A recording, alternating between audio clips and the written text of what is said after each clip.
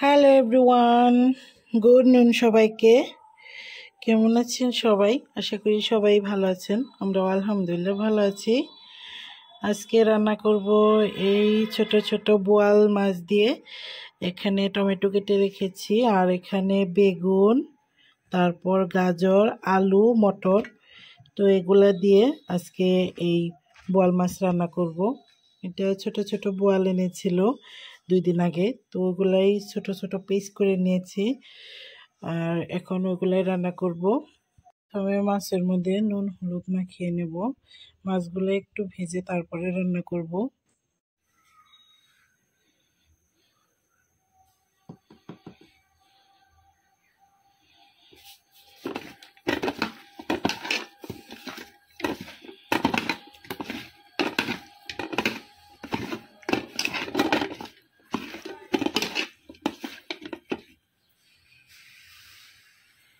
এখন একটা কড়াই বসিয়ে দিয়েছি। ইতিমধ্যে কড়াই গরমও হয়ে গিয়েছে। এখন দিয়ে দিব কড়াইয়ের মধ্যে তেল। এই তো এখানে কড়াইয়ের মধ্যে এখন তেল দিয়ে দেই। এখানে তেল দিয়ে দিলাম। তেল গরম হয়ে গিয়েছে, এখন দিয়ে দেবো মাছগুলা।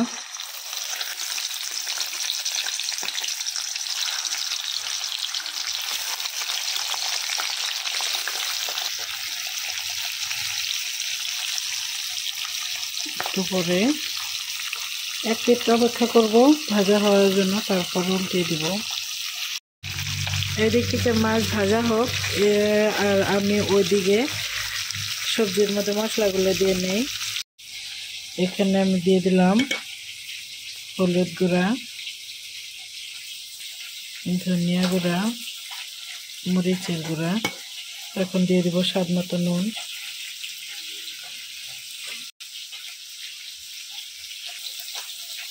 এটা এখন এক সাইডে থাক, ততক্ষণে মাছগুলো ভেজে তুলে নেব। এখান থেকে মাছ ভেজে তুলে নিলাম। এই দেখুন, মাছগুলো করে ভেজে নিয়েছি। এমনিতেও কিন্তু বোয়াল মাছ রান্না করলে, কষিয়ে রান্না করলে অনেকটাই নরম থাকে, যেহেতু তো ভেঙে যায়। আমি ওই জন্য ছোট ছোট বোয়াল ছিল, ওই জন্য আমি একটু ভেজে নিলাম। একটু না, ভালো করেই ভেজে নিয়েছি। তো এখন অবশিষ্ট তেলের মধ্যে দিয়ে দিব জিরা ফোড়ন। এখন আমি এই তেলের মধ্যেই তরকারি চড়িয়ে দিব, সবজি।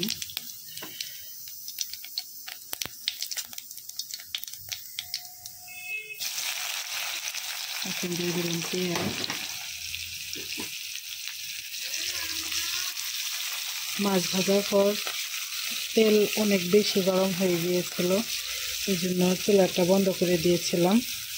এখন আবার অন করে দিলাম। পেঁয়াজটা একটু ভাজা হয়ে গেলে তারপরে দিয়ে দেব আমি কাঁচামরিচ।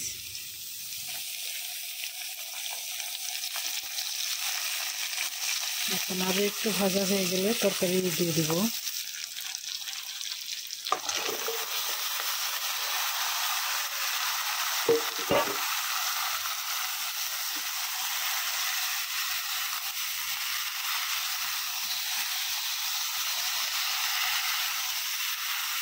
সব মশলা মিক্স করে নিই সবজির সাথে।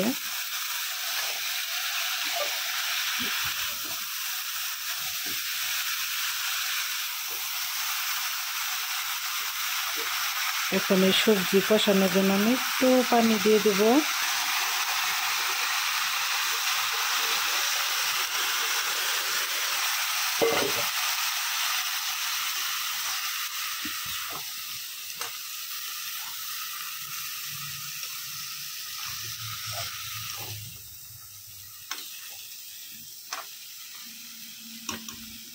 এখন ঢাকনা দিয়ে ঢেকে দিই। এদিক থেকে অনেকগুলো বাসন জমে গিয়েছে, তো তরকারি কষাতে কষাতে আমি এই বাসনগুলো ধুয়ে নেব। ওইখানে চুলার আঁচটা কমিয়ে দিয়ে আসছি। বাসন ধুয়ে চলে আসলাম। এর মধ্যে কিন্তু একবার নাড়াচাড়া দিয়েও গিয়েছিলাম। দেখুন, খুব ভালো করে কষে গিয়েছে। সব সবজি একদমই সফট হয়ে গেছে। এইভাবেই আমি ঝোলের পানি দিয়ে দেব।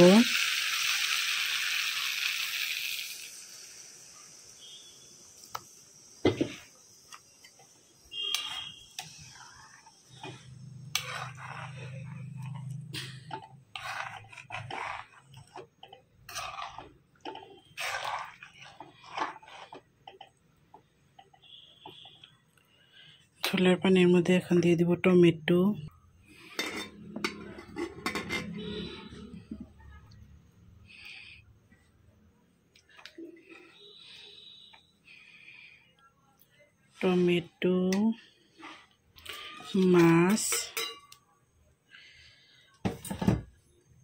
মাছগুলো দিয়ে দিলাম।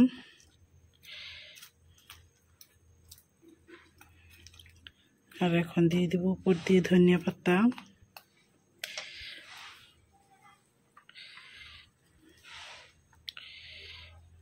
একসাথে বেশি করে দিয়ে দিলাম। তো এখন হতে থাক, ঢাকা দিয়ে ঢেকে দিব।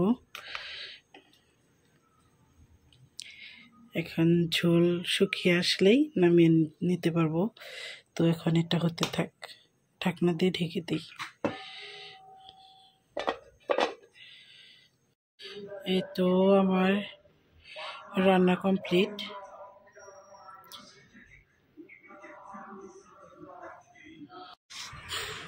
আমাদের পুরনো বাড়িতে যাচ্ছি আমি আমার বাবাকে নিয়ে। তো খুব বেশি দূর না, অল্প দূরই। আমার যা আসতে চাইছিল, তো ও আবার দোকান খুলবে, ওই জন্য ও আসলো না। আমি আমার বাবাটাকে নিয়ে একাই আসলাম।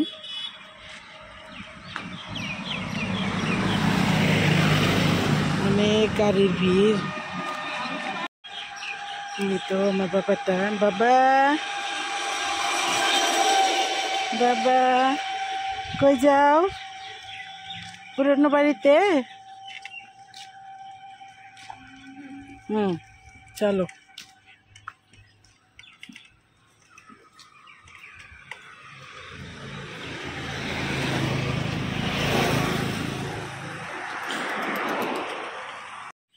রাস্তায় যাওয়ার সময় তো এখানে কিন্তু সুপারি ভাটা, এখানে আমাদের স্বাস্থ্য দেবর ওরা এখানে সুপারি ভাটা করেছে, প্রায় পেলামই। এটা হলো আমার একটা চাচা শ্বশুরের বাড়ি, এটা। আর বাকি ওই তো ওইগুলা বাড়ি, যেটা সামনে দুইটা আমার চাচা শ্বশুরের ভাগ। আমার মোট শ্বশুররা 4টা ভাই ছিল। আমার শ্বশুর আর একটি চাচা শ্বশুর বেঁচে আছে, আর 2টা কিন্তু মারা গেছে।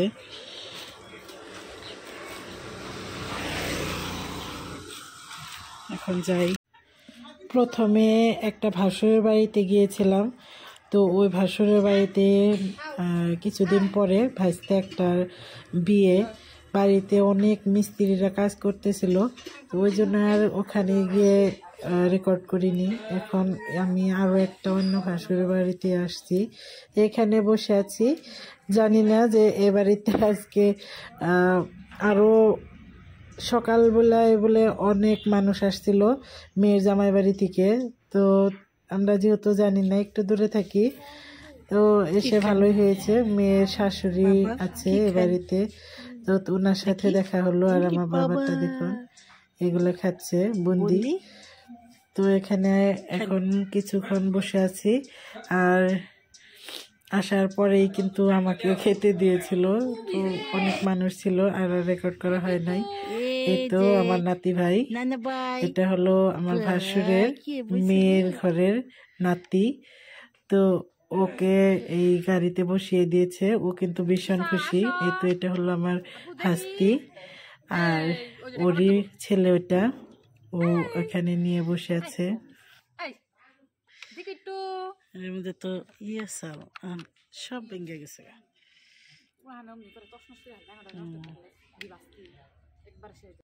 এই জাংলা, এইগুলা হলো বিলাতি গাছ আর লাউ গাছ।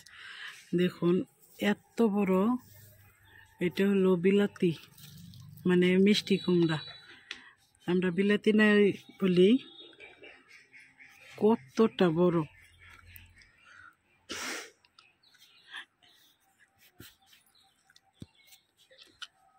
আর লাউ অনেকগুলা ধরে আছে,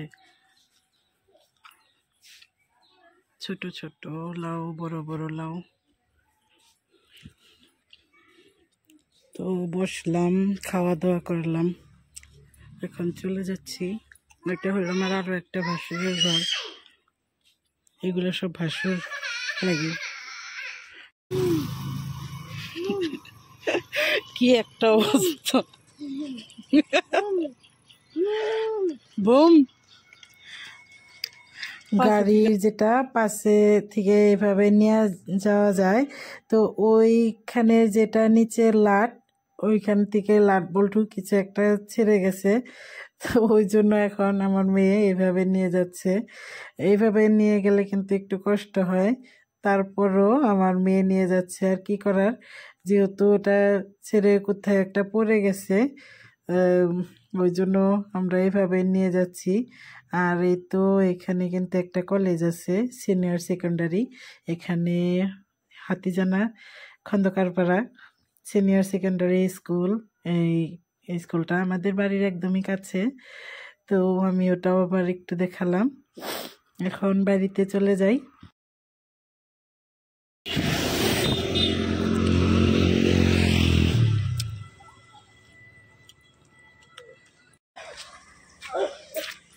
চলে আসলাম বাড়িতে, এসে দেখি বাইরে তালা মারা। আমি যখন পুরোনো বাড়িতে গিয়েছিলাম তখন কিন্তু আমার হাজবেন্ড শুয়েছিল, ঘরে টিভি দেখতেছিল। তা আমি পুরোনো বাড়িতে গেলাম, তখন উনি যেহেতু ঘরেই ছিল, এখন বাজারে চলে গিয়েছে। আমি অনেকটাই দেরি করে আসলাম। ওখানে গেলে মানে আসা হয় না এত তাড়াতাড়ি, অনেক দেরি হয়ে যায় আসতে আসতে।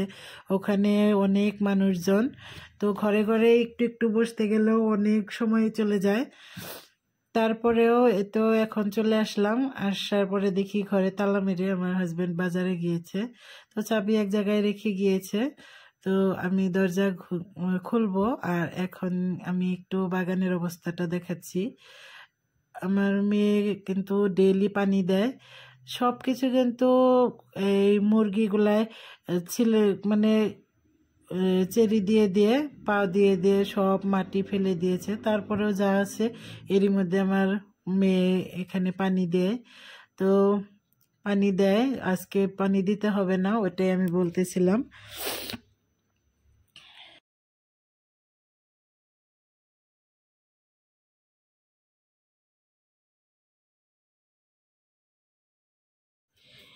এখন বাজে রাত 10:30। তো আমার জন্য আর আমার হাজবেন্ডের জন্য এখানে মিল্ক ঢেলে নিচ্ছি, গরুর মিল্ক। অনেকগুলা মিল্ক কিন্তু ঘরে জমা হয়ে গিয়েছে, আজকেও এনেছে 3.5 লিটারের মতো। তো মিল্ক তো জমা হয়ে আছে, আগেরও ছিল, ভাবলাম এখন খেয়ে নেই। আর আসলে অন্য কোনো কিছু করেই খেতে হবে। এখন শোয়ার আগে আমার জন্য আর আমার হাজবেন্ডের জন্য ঢেলে নিলাম কিছুটা। তো আজকে দিনে তো গিয়েছিলাম পুরোনো বাড়িতে, দেখিয়েছিলাম, তারপর আর রেকর্ড করা হয়নি। তো এখন শুয়ে পড়বো। আজকের ভিডিও পর্যন্তই, দেখা হবে নেক্সট কোনো ভিডিওতে। ততক্ষণ পর্যন্ত ভালো থাকবেন, সুস্থ থাকবেন, আমাদের জন্য দোয়া করবেন। আজকের ভিডিও পর্যন্তই, আল্লাহ হাফিজ।